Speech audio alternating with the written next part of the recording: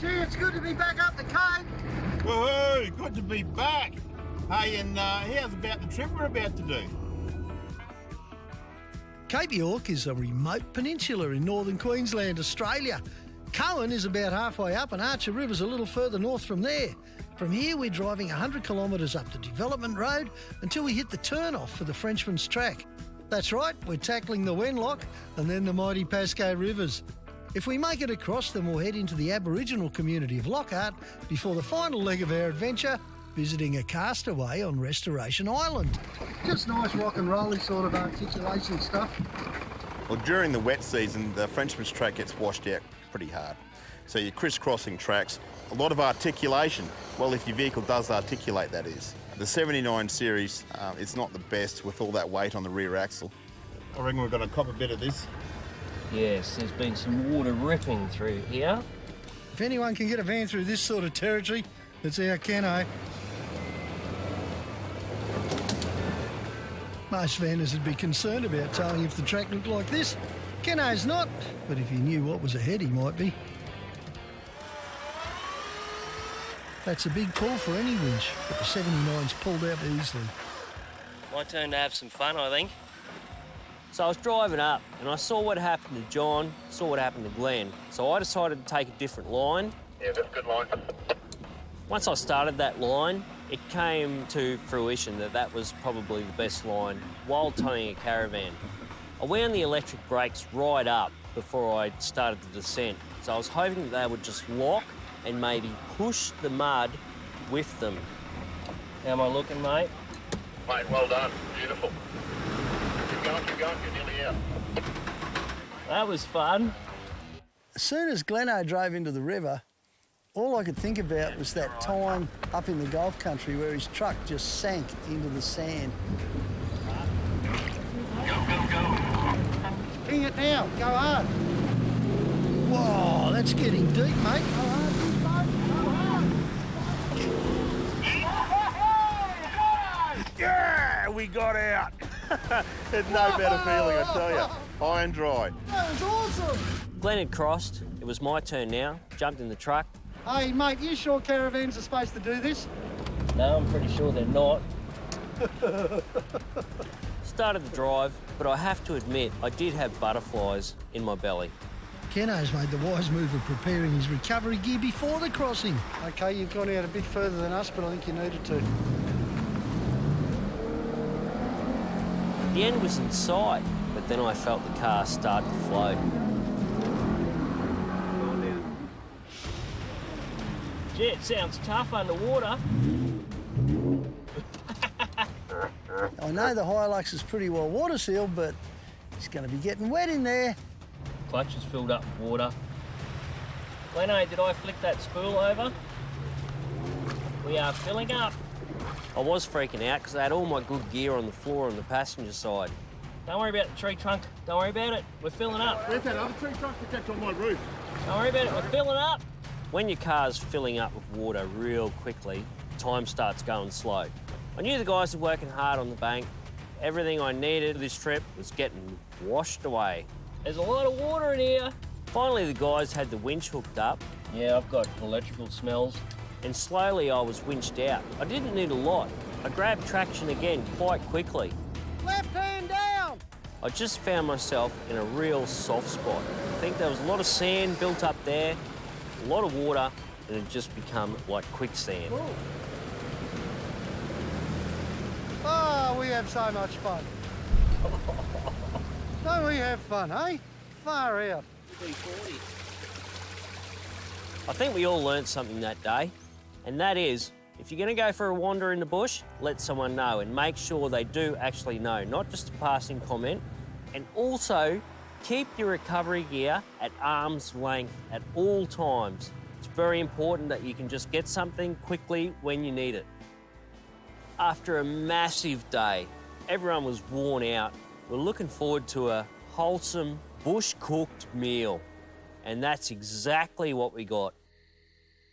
Well, after a day like we've had, absolutely fantastic. The last thing you want to find out at the end of the day is that while you were talking to people outside the supermarket, you forgot to pack a couple of the bags. But that's all right, because we're in the bush, so we can make things up on the run here. It's going to be like a fast recovery job. In fact, we've even got a name for it. We're going to call it Joshy Z Lamb. And Joshy Z is our #1 recovery guy. All right. The #1 recovery guy means we have to recover him the most. I'm going to put some of this stuff in. It's called chili. Any objections? I've heard about that stuff. My knife's stuck in my pouch because it got wet when we were recovering #1 recovery guy. Guys, stop laughing. Start I'm not eating. laughing. And let me know if this is edible because, you know, thousands of people are out there Very going, edible. did it work? Oh, it's good too. Beautiful. You'd almost think I pay these guys to say that. No. There you go, guys. Joshy Z, stand and be stuffed, taco, lamb, shells, things. Probably says on the bag you're supposed to cook them or something, but I didn't read the We bag. should judge cooking shows, I reckon, eh? Bit of a dip here, guys. Roger, a bit of a dip. Oh, that's probably just a Hilux swallowing dip too. Oh, beauty, and a caravan swallower. It'll take a lot to swallow that XT10, Keno. Oh, go, Gleno. Oh, wheels in the air. Some of the angles Glen gets on, it's like he's doing a mono up the track. The wet season is king of creating driving challenges.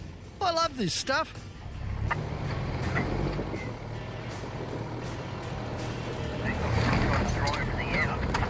I'm going the front and rear E-lockers on this one because I just stopped. You're going to love this.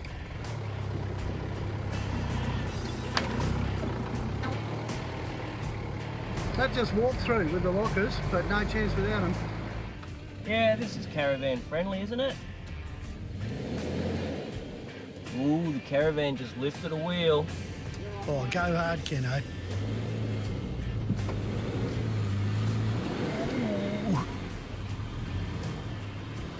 Oh, wow, that was good.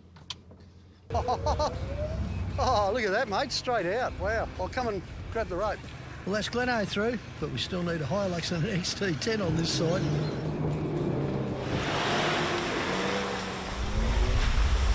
And in Keno's typical fashion, he ain't taking no prisoners. She fell in. That was a big effort, but Glen and I are back in the mud and we're setting up Keno's winch.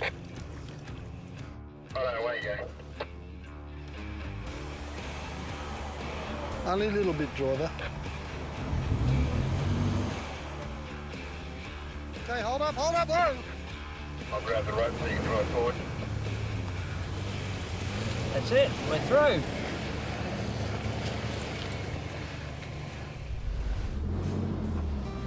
With the bellies, can I?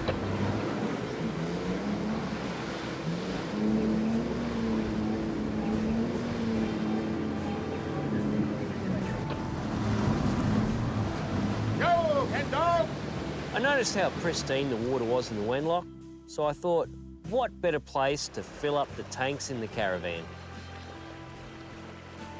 Yeah, you couldn't ask for fresher water, Keno. The climb out of the Wenlock looked quite easy.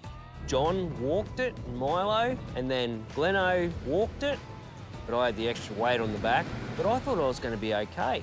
But that all changed. Maybe the guys broke the surface. Come on, turn, baby. Yeah. I persisted for quite a while before I went for the winch. Keno's backing up, and all I can see is the van and the back of his truck pushing up like this. Oh, seriously? Have you ever seen a ute in such a position? But I had to winch my way all the way up that hill. Well, we hooked up the winch to one tree just to get him around the corner.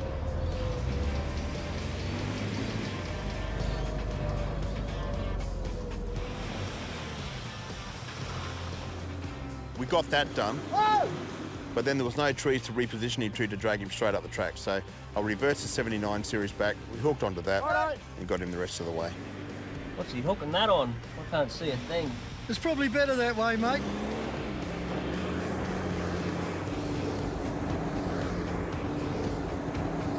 Nice job, mate.